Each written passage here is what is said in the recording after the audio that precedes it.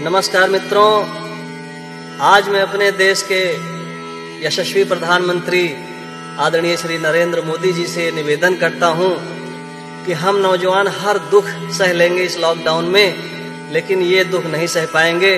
कृपया आदरणीय मोदी जी हम नौजवानों की इस समस्या पर विशेष ध्यान दें। क्या है कि मोदी जी का बताई, मोदी जी जियल भाईल भारू का बताई, मोदी जी अब जियब भावा भारू। बाहर निकरी त पुलिस मारे घरमा में हेरारू, घरवा में हरारू।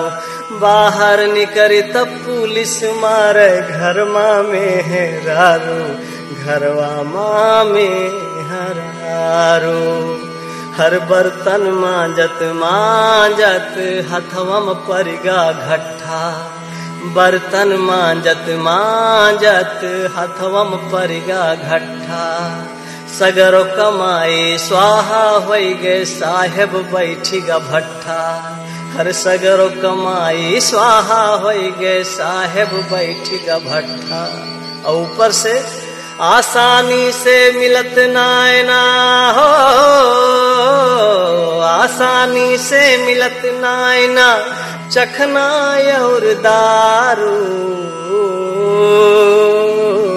हर बाहर निकली त पुलिस मारे घरमा में हेरारू, घरवा में हरारू। का बताई मोदी जी अब भावा भारू। बाहर निकली त पुलिस काड़े घरमा में हेरारू, घरवा में